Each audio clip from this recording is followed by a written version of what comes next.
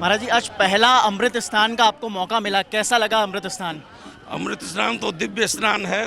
हमारे महाकुंभ के पावन पर्व पर संक्रांति का ये प्रथम स्नान विश्व को सुख और शांति देने वाला है। हमारे लाखों संत गंगा जी में डुबकी लगाकर सनातन की परंपरा को पुष्ट रखने के लिए भगवान से प्रार्थना करते हैं और सनातन का दिव्य संदेश पूरे विश्व को सुख शांति देने वाला है। देश दुनिया के उन करोड़ों लोगों को आप क्या कहना चाहेंगे जो महाकुंभ में आना चाहते हैं? जो महाकुंभ में आने वाले हैं उन सभी को मैं यहाँ से बहुत बहुत साधुवाद देता हूँ, बहुत बहुत उनको बधाई देता हूँ संक्रांति के पावन पर्व पर।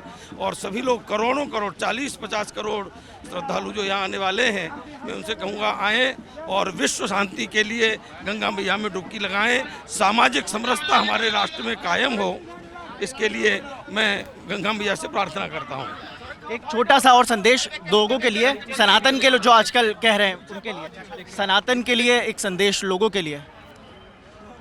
हमारे सनातन प्रेमियों के लिए तो दिव्य संदेश यही है कि विश्व शांति, हमारा सनातन की परंपरा का और सनातन के पुत्रों का एक ही मांग है कि हम पूरे विश्व में सुख और शांति हो और सद्भाव कायम रहे।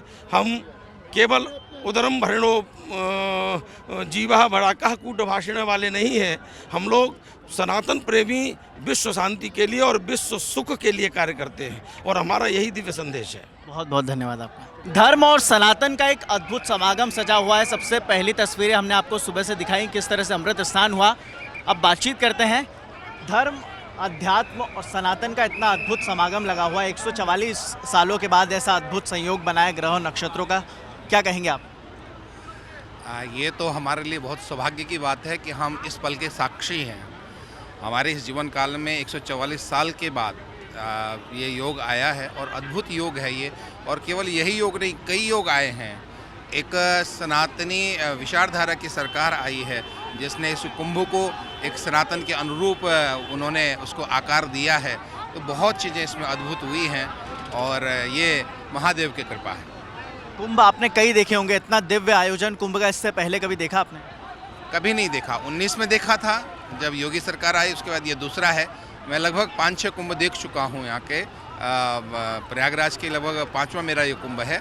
लेकिन जितना ये भव्य दिव्य कुंभ अब की बार हुआ है या 19 में हुआ, इसके पहले कभी नहीं हुआ। तो ये हम लोग सौभाग्यशाली हैं कि 144 साल के बाद ये योग भी पड़ रहा है और साथ में सरकार भी ऐसी है कि जो इसकी पक्षधर है। अमृत स्नान के बाद जो आपको सबसे पहली अनुभूति हुई वो क्या थी? अमृत स्नान में ही सबसे अनुभूति वही है।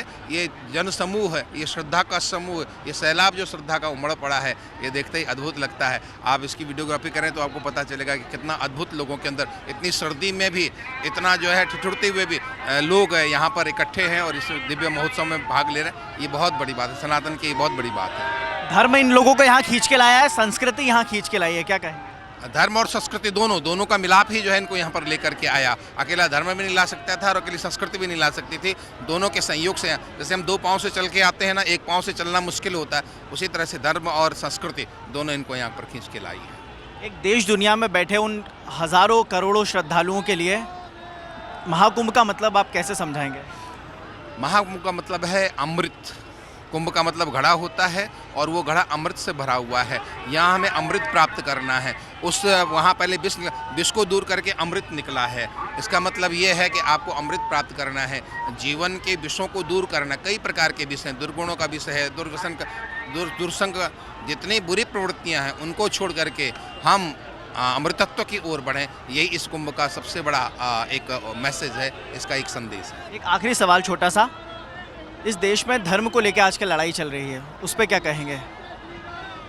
आज की बात नहीं है, ये हमेशा से चला आया है। ये तो दैत्य और दानव हमेशा से आए हैं, आज की बात थोड़ी नहीं है। ये दैत्य और दानव हमेशा से आए हैं, ये कोई नई बात नहीं है। कोई नई बात नहीं है, मतलब कोई नई बात नहीं, ये तो हमेशा से होता चल रहा है। मंदिरों में आजकल जो मस्जिदों के नीचे मंदिर ढूंढने की लड़ाई चल रही है, आप क्या कहेंगे? हम अपनी धरोहर को वापस ला रहे हैं, इसमें दिक्कत क्या है? ये हमारी धरोहरें थी, किसी आक्रांताओं ने मंदिर के ऊपर मस्जिद बना दी है तो हम वापस ले रहे हैं, तो उसमें किसी को आपत्ति होनी नहीं चाहिए है। हमसे जो भूल हुई है कि मुझसे हम उनकी रक्षा नहीं कर पाए हैं, हम उस भूल को सुधार रहे हैं। बहुत बहुत धन्यवाद आपका।